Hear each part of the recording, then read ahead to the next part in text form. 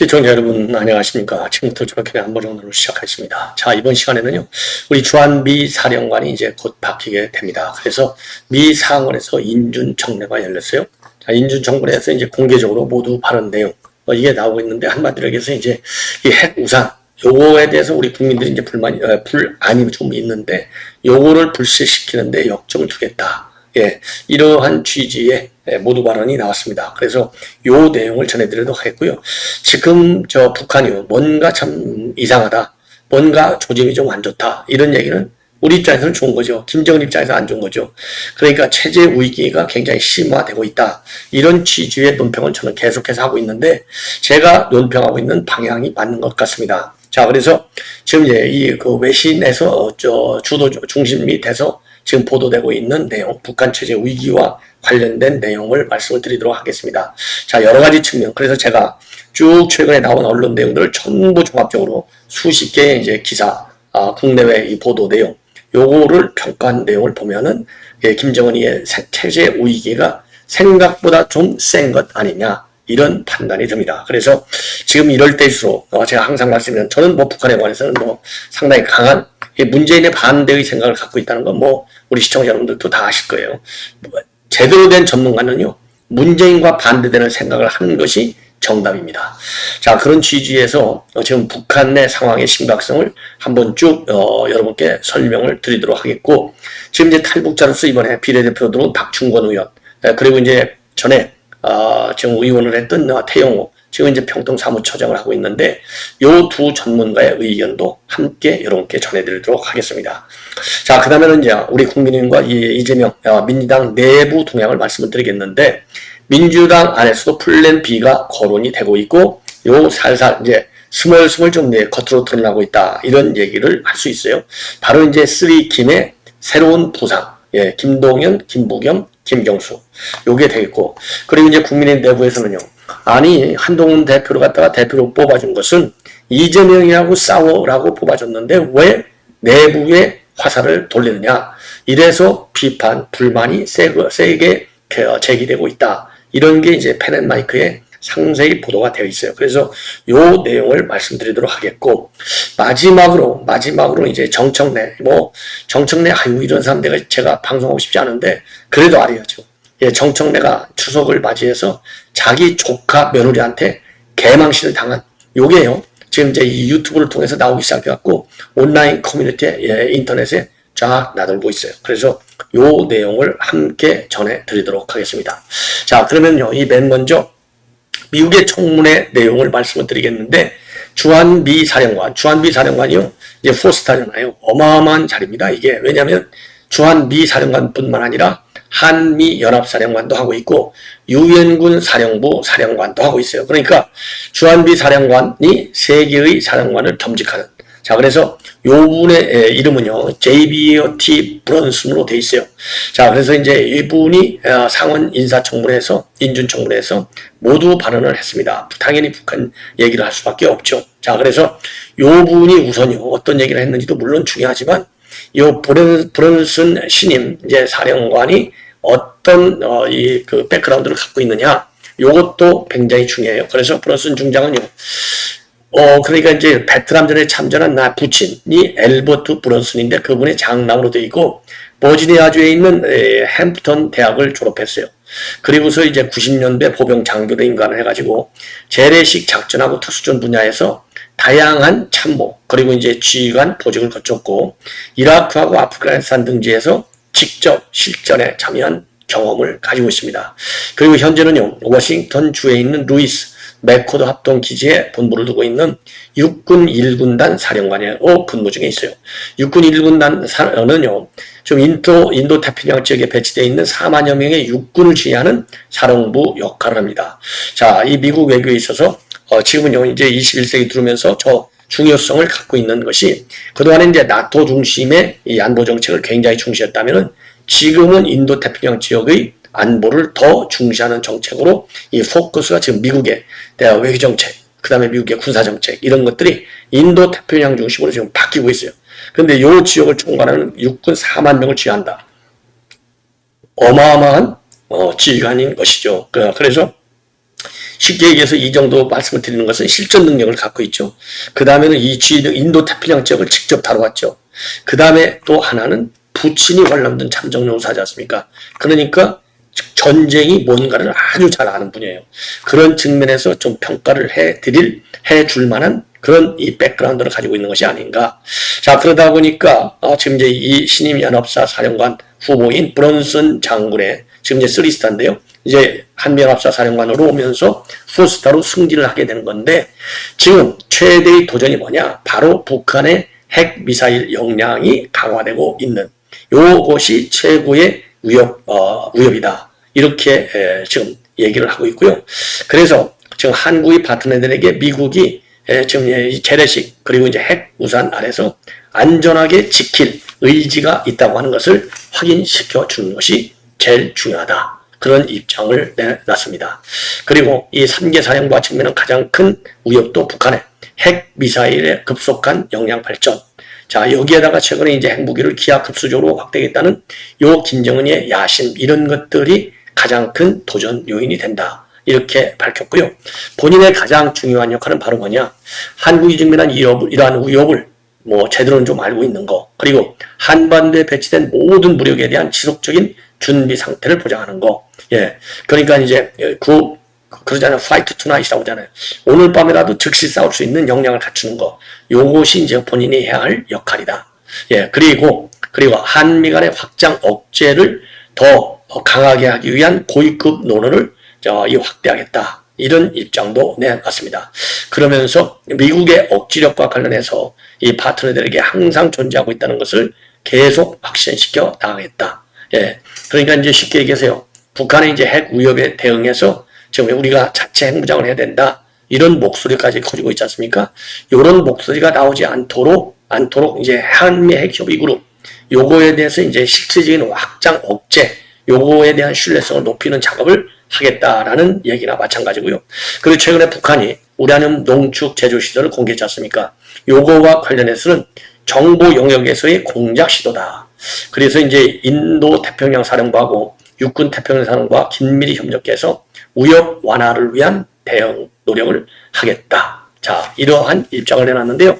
전반적으로 모두 발언과 관련해서 현 정세, 안보 정세에 대한 인식이 우리 국민들이 보는 인식, 그리고 이제 전문가들, 그 다음에 우리 정부가 가지고 있는 인식하고는 맥락을 같이 하는 것이 아니냐. 그런 측면에서 좀 신뢰가 가는 그런 지금 발언을 했다. 이렇게 판단이 듭니다. 예. 자, 이 정도로 해서 이거는 이제 말씀을 드렸고, 그러면 김정은이 지금 이제 신임 브런슨 사령관도 얘기했잖아요. 김정은이의 핵미사일 고도화. 요게 이제 가장 안보 위협이고, 여기에 대해서는 우리 국민들이 신뢰할 수 있도록, 국민과 정부가 신뢰할 수 있도록 NCG, 그러니까 핵협의 그룹의 논의 틀을 더 이제 업그레이드 시키겠다. 이런 입장을 내놨는데, 자, 그러면 지금 북한 체제의 상황은 어떠냐? 상당히 지금 위험스러운 국면으로 지금 빠져들고 있다. 김정은의 체제의 몰락, 압박을 좀 더 세게 하고, 그리고 제재를 좀 더 세게 하고, 그러면 이게 무너질 수 있다. 그나마 이 정도로 지금 김정은이가 버티는 것은 5년 내내 문재인이가 퍼주어서 그런 것이 아니겠나. 이런 생각이 들어요. 예. 이게 알게 모르게 중국하고 지금 우리 한국 정부가 얼마나 퍼졌는지 아무도 모르는 거 아니에요. 이거 청문회를 열어야 돼요. 진짜 이런 거야말로. 자, 그래서 제가 말이죠. 최근에 나왔던 북한발 뉴스들, 이거를 종합적으로 볼 때, 그러면 뭐 때문에 흔들리고 있다고 보고, 그리고 이제 무엇 때문에 진짜 흔들리고 있는지 제가 평가를 해보면, 우선요, 적대 세력을 키우고 있어요. 김정은이가. 대적관을 굉장히 세게 대적할 때의 적은 누구냐? 한국이 적이다. 왜냐면, 특히 공산국가들. 왜냐면 문복에 설리니까 국민을. 그런 싸움의 대상을 내부에서 외부로 돌려야 되잖아요. 지금 북한 주민들은 내부에 있는 김정은이가 다도대상으로 생각하고 있어요. 특히 MZ세대들, 장마당 세대들, 이런 사람들은 적은 김정은이야. 이 체제 불만도가 높아지고 있잖아요. 이러니까 이걸 돌려야 되겠어요. 적대의식을 어디로? 외부로. 그럼 외부가 어디냐? 미국과 한국인데, 미국 가지고 적대의식을 항상 그 사람들이 기본 메뉴로 돼 있잖아요. 근데 이제 한국은 문재인 때 살짝 짝짝꿍 하는 관계로 바뀌었거든요. 요거를 다시 다도 대상으로 한국을 삼는 겁니다. 그래서 적대적 이익의 국가는, 그리고 적대적인 이익의 국가는 교전 상태에 있다. 그래서 통일은 필요 없다. 우리는 한민족이 아니다. 요렇게 얘기를 해 왔지 않습니까? 북한 주민들한테. 요게 안 먹혀. 심지어 조총련에서도 안 먹혀요. 그래서 태영호 평통사무처장이 태영호가 저총련 간부들을 좀 비공개리에 만나봤더니 이게 반통일론이라는 게 말이 되냐? 우리는 하나의 민족으로서 통일을 해야지. 이렇게 이제 북한한테 공식 입장을 요청했답니다. 답이 안 나왔대요. 답이 안 나왔다는 얘기는 이 두 개의 적대 국가는 그리고 반통일론 이게 전혀 안 먹히는 거예요. 조총련 누굽니까? 우리 민단의 대칭되는 그야말로 친북 조직이 조총련이에요. 이 조총련에서조차도 반발이 많은 거예요. 이것만 보더라도 이거는 과거 같으면 상상을 못하는 얘기가 된다. 그러니까 이게 안 먹히고 안 먹히는 것도 안 먹히지만은 북한 내부적으로 적대 국가는 두 개 국가로 그리고 이제 반통일론 이런 정립이 제대로 안 갖춰진 컨텐츠가 없는 거예요. 급한 거야. 그만큼 김정은이가 체제 위험도가 지금 높아지고 있는 반증이 되겠고요. 그 다음에 최근에 금수산 참배를 안 했어요. 금수산 구구절 행사 때 고위급 이 당뇨들, 관료들이 지금 금수산 궁전을 갖다가 참배를 해야 되잖아요. 안 한 거예요. 요거 예전 같으면 상상하기가 어려운 거예요. 그리고 구구절 건국절 행사에서 김정은이가 지금까지는 연설을 안 했는데 김정은이가 직접 연설을 통해서 말하자면 체제 선전에 나선 거예요. 직접. 그런 데다가 또 하나는 이제 뭐가 있느냐? 많아요. 증거가. 왜냐면 제가 항상 팩트를 가지고 논평하잖아요. 소설은 제가 안 쓰지 않습니까? 그래서 최근에 말이죠. 다큐를 만들어냈다는 겁니다. 다큐. 누구 다큐냐? 김기남, 최태복, 김경호 요 세 사람에 대한 다큐를 만들어냈는데 요 사람들이 이제 그동안 어떤 사람들이냐? 김기남이라는 사람은요. 괴벨수 선전선동의 대가 중에 대가예요. 북한에서. 그래서 죽을 때까지 이제 김기남이는 29년생인데 60년대부터 이미 노동당 선전선동부의 부부장으로 시작해서 선정선동부장, 선전담당 비서. 그래서 이제 김일성, 김정일, 김정은이 3대 세습 정당성을 선전해 온 인물입니다. 그래서 통상적으로 북한의 괴벨수다 이렇게까지 평가를 받는 사람이고 직접 김정은이가 운구차 옆을 지켰던 사람. 그리고 이제 그 운구차, 김정일이 죽었을 때 운구차 친방 중에 한 명이었어요. 그래서 지난 5월달에 사망을 했는데 국가장의 위원장을 김정은이가 직접 맡을 정도로 선전의 아주 귀재예요. 자, 이 사람 용안을 만드는 거예요. 자, 그리고 또 최태복은 전 인민회의 의장, 김경호는 전 당중앙위원회 제1부부장, 양영석은 전 최고인민회 상임위원회 부위원장. 이런 원로들의 생전의 활동을 다큐로 만들어서 이거를 대거 지금 방송하고 있는 거예요. 이 얘기는 뭡니까? 충성심, 우상 이게 흔들리고 있다는 반증이 되는 겁니다. 자, 그래서 이런 걸로 본다면 굉장히 지금 김정은 체제는 흔들리고 있는 게 분명하다. 이렇게 결론을 내릴 수 있는 대목이라고 보여집니다. 자, 그러다 보니까요. 지금 이제 김주애가 떠올라가지고 김주애를 갖다가 후계자로 세우려는 것이 아니냐. 이런 얘기가 나왔고 후계자 교육 중에 있다. 이런 얘기가 국가정보원의 국회에 대한 정보보고를 통해서 나왔어요. 자, 그런데 여기에 대해서 박중건 탈북자, 박중건 의원은 거기까지 보기는 이제 왜냐하면 북한의 경우 이제 가부장적 제도가 강한데 여성이 후계자가 될 수 있겠느냐. 그러니까 그동안에 백두혈통은 남성을 얘기하는 거야. 아들을 얘기하는 거지 딸 얘기하는 것이 아니야. 이 얘기하고 비슷한 평가가 되겠어요. 자, 그래서 김주애를 전면에 등장시키고 있는 것은 본인의 김정은의 포갑정치 요거 이미지를 좀 닦아내려고 하는 이미지 순화 작업의 이러한일 가능성이 더 크다. 이렇게 평가를 하고 있고 태영호 같은 경우 아까 조총련 이 반통일 정책하고 이 교전 국가는 이계 국가는 여기에 대해서도 지금 조총 내부에서 불만이 많지만 대놓고 말은 못하고 있는 상황. 요런 거를 태영호 지금 평통 사무처장이 밝히고 있어요. 이런 걸 본다면 전반적으로 흔들리고 있는 것은 분명한 것이 아니냐. 그러다 보니까 본인 체제의 흔들림을 갖다가 막기 위해서 우리 한국 내의 탄핵 세력들의 집회, 소요, 이 항의 시위 이런 거를 집중적으로 부각시키고 있다는 겁니다. 그런데 이제 이거를 통해서 김정은이가 역풍이 불 수도 있다는 거예요. 왜? 아니 지금 내부에 탄핵할 사람은 지금 김정은밖에 없는데 무슨 윤석열 대통령 탄핵한다는데 우리가 관심을 가질 이유가 없는 건 아니냐. 탄핵 대상은 바로 너야. 북한에서 너를 우리가 빨리 제거해야 돼. 이런 불만이 주민들 사이에 오히려 더 커지는 동인을 제공하고 있다. 이렇게 판단이 되는 대목이 되겠습니다. 자, 그러면 말이죠. 조금 이제 빠른 속도로 여러분께 말씀을 드리고 싶은 것은 이제 이재명 플랜 B, 이재명 민주당 안에서도 플랜 B, 제일 열심히 뛰는 사람이 김동연. 지금 아주 전부 각을 세우잖아요. 25만 원짜리 지원금 주자는 거 무슨 소리야? 선택적, 그러니까 선별적 지원으로 가야지. 맞지 않아? 자, 그리고 이제 또 하나 나오는 것이 이제 금투세 문제. 요것도 이재명하고는 달리해요. 이재명은 금투세를 유예하자. 요렇게 이제 최종적으로 방침을 정하고 있다. 이런 보도가 나오는데, 지금 이제 이 김동연이는요, 이 금투세는 금투세 하나만 가지고서 논의할 것은 아니다. 그러면서 이 사람은 이제 여러분들 잘 아시다시피 이제 이 경제 전문가잖아요. 그래서 금투세를 강행하느냐, 폐지하느냐, 유예하느냐, 이거 가지고 논을 할 게 아니고, 이 금투세 문제라고 하는 것은 자본시장의 선진화를 위해서 지배주주의 횡포를 막는 거하고, 그 다음에 주주 환원율을 올리는 거, 이러한 제도 개선과 함께 금투세를 동시에 도입해야 된다. 그리고 대신에 거래세는 폐지해야 된다. 이런 입장을 내놓고 있어요. 그러면서 친문 인사들을 대거 경기도정에 참여를 시키고 있다. 예. 그러니까 지금 친명들이, 개딸들이 지금 난리가 났다는 거 아니겠습니까? 그리고 또 두 번째는 이제 김부겸 총리가 최근에 이 활동을 개시했어요. 예. 연구소도 만들고. 그러면서 이제 이 김부 총리도 25만원 지원법, 이거 말도 안 돼. 예. 이거 돈이 없는데 이 돈이 하면서 날라오냐? 찍어내거나 아니면, 찍어내면 결국 후세들이 이제 빚을 또 안잖아요.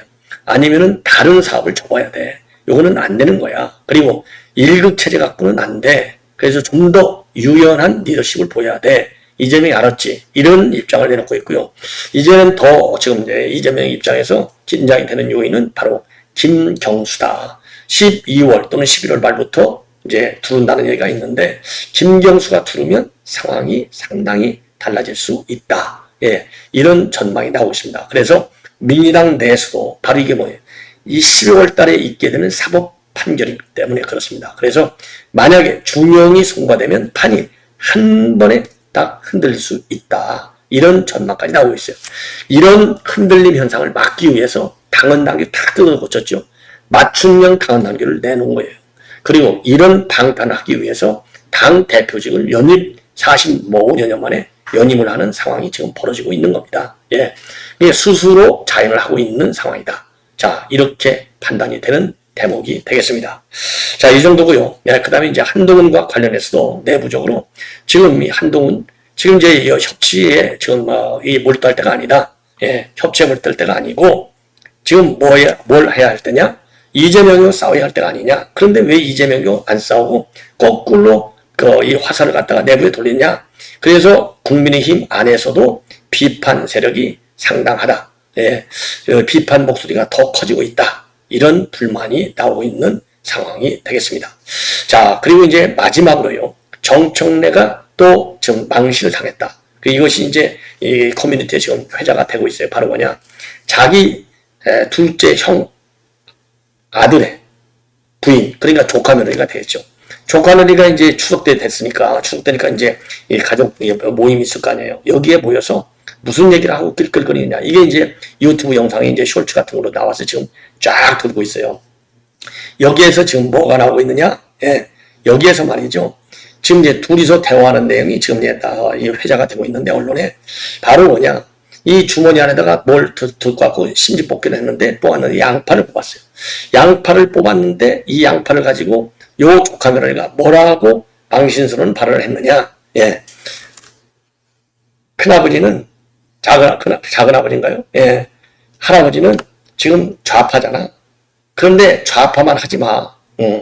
양파잖아, 양파. 파가 둘이잖아요. 그러니까 좌파만 해서는 안 돼. 우파도 좀 신경 써야 돼. 예. 이렇게 대놓고 얘기한 거예요. 낄낄거리고. 할아버지 알았지? 이렇게까지 나온 거예요, 지금. 그러니까. 예. 그러니까 그것도 또 이제 누구죠? 이 정청래가 영어로 굿 하는 거예요. 굿. 예. 그래서 이 망신스러운 조카 며느리한테 개망신을 다 했다. 이런 지금 영상이 막 돌고 있습니다. 여러분들 뭐 정청래에 대해서는 이거 자기 조카한테 이거 양파 가지고서 개망신 다 했다. 이 정도면 뭐 충분하지 않겠습니까? 이 정도 되면 정신을 좀 차리고 달라져야 되는데, 자, 과연 정청래가 달라질 수 있는 그런 인격체냐? 천만의 말씀이다. 이렇게 판단이 됩니다. 시청자 여러분, 이것으로 본 방송을 마치겠습니다. 대단히 고맙습니다.